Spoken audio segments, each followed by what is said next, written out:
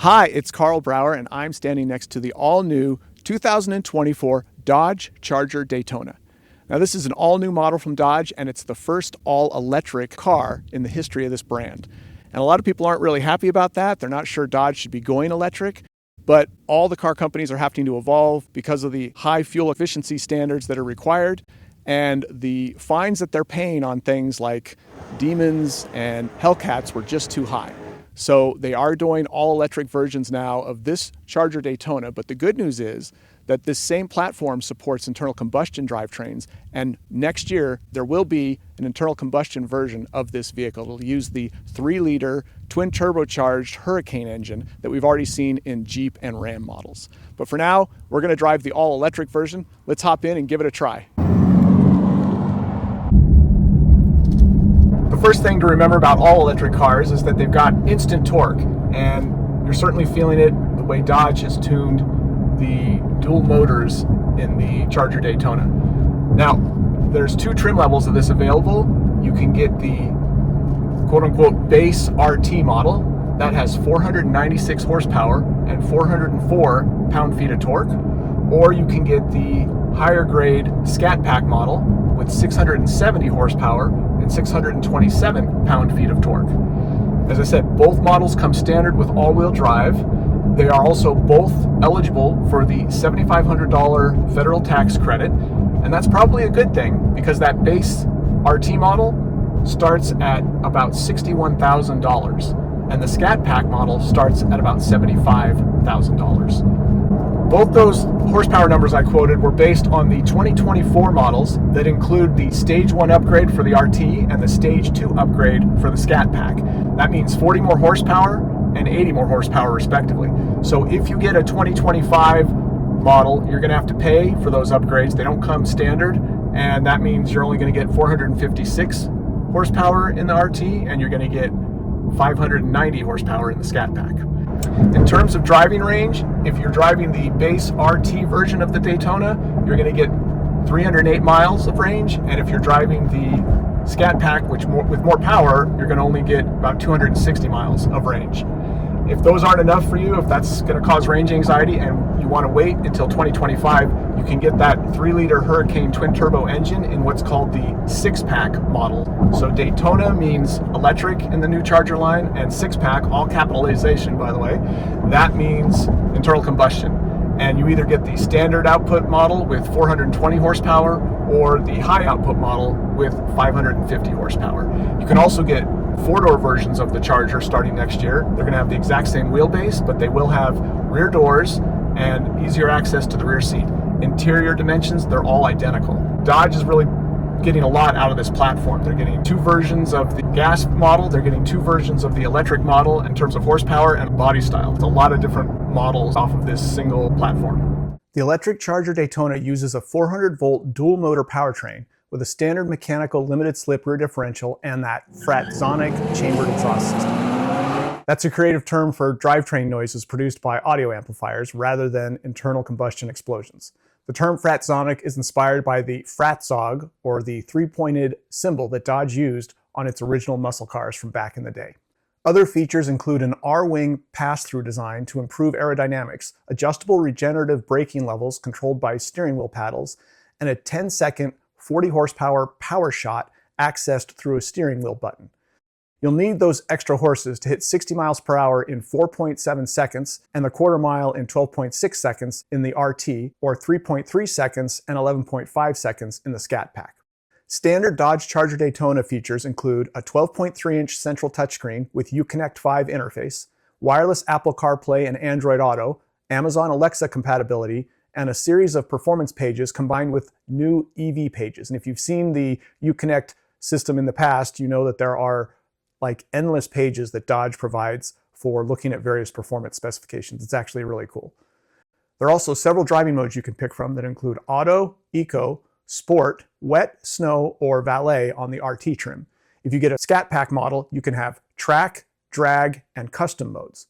Heated front seats with power adjustments for the driver, a 9-speaker Alpine audio system, and dual-zone automatic climate control are also standard on even the base RT. While the EV drivetrains are new and the starting prices are a tad higher than before, Dodge is quick to point out that both the RT and Scat Pack make more power than the previous internal combustion versions. The Scat Pack also comes with standard launch control and a drift donut mode, offering rear bias power delivery and varying degrees of traction control to allow for said drifting and donuting. All 2024 Dodge Charger Daytona Scat Packs include a track package with red brake calipers and 20 by 11 inch front wheels with 20 by 11.5 inch rear wheels. 305/35 series tires are up front, 325/35 series tires are in back. The interior track package includes upgrades like leather and suede heated front and rear seats and the Drive Experience recorder system. Additional options include a large glass roof, a sunroof, wireless charging pad, an upgraded audio system, and dark exterior accents. I experienced the Dodge Charger Daytona at both a racetrack and an open parking lot with room to drift. Let's see how that went. So here we are, the 2024 Dodge Charger Daytona, about to go out on the track here in Arizona. And of course, you can set it into the different driving modes. So we're going with a track mode. And it's funny because you put it in track mode and the quote-unquote exhaust system gets much louder. But you've also got this DVR, actually DXR system that you can turn on. And once that's on, you hit Go Race when you're moving on the track, and it will use GPS to know where you are on the track and actually give you things like lap times without having to have an actual timer out there. And there's the lap timer right there in the gauge clusters. Driving at the Radford track outside Phoenix, Arizona, and driving the new all-electric Dodge Charger Daytona. And just learning the track here. We're going to turn on the DVR system, and now we're going to go ahead and keep up with our lead follow instructor here.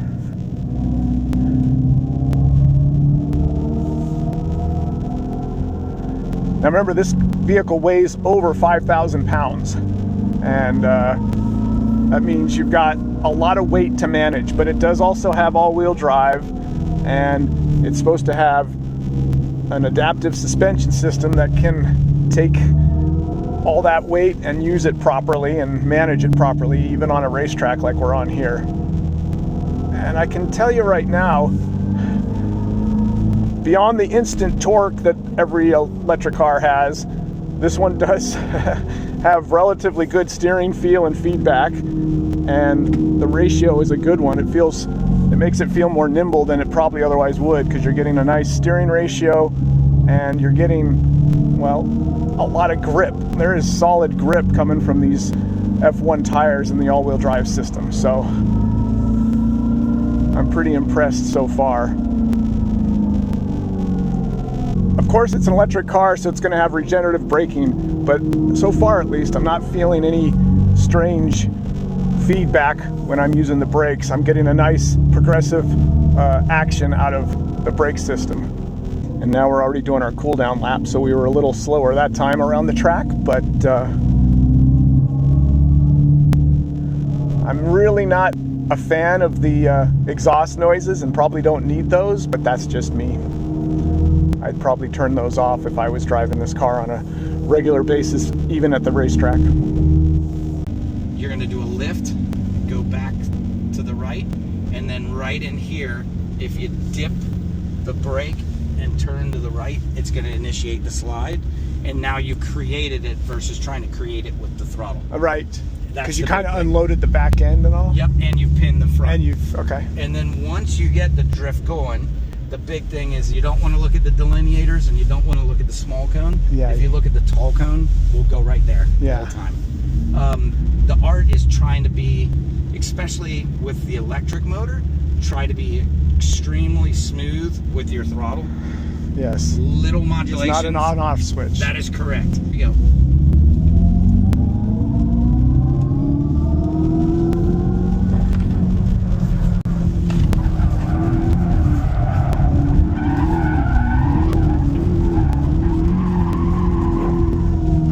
Yep.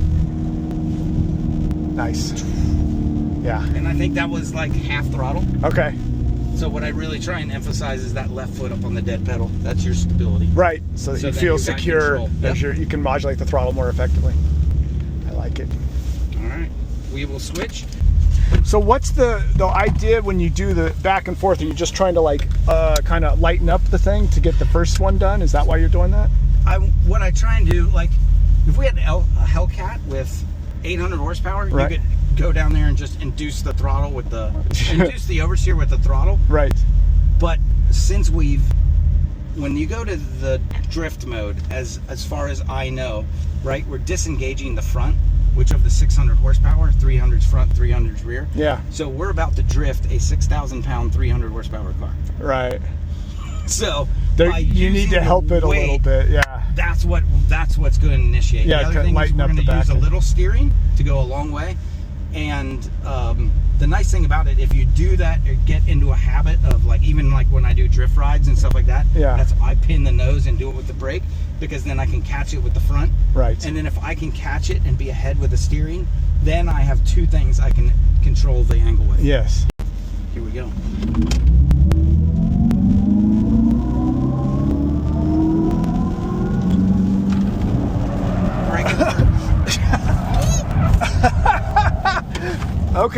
Okay. So now I got it. Now I know how to make the back end come around. All right, let me try this again. That's it. Just carry enough weight, carry enough speed, and yeah, brake and turn. I got it now. Brake.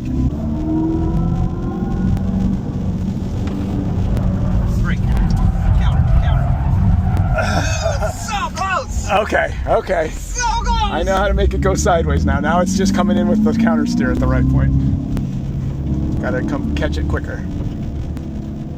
I think the tire's done. Yeah, I think you're right. I think I've wasted the tires.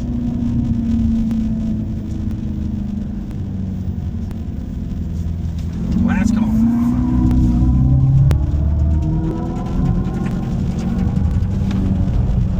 Brake. All right, well, that was as close as I've gotten at all. I now can at least make it go sideways, but yeah, we can go back and be done. But that was, thanks for your patience. Absolutely.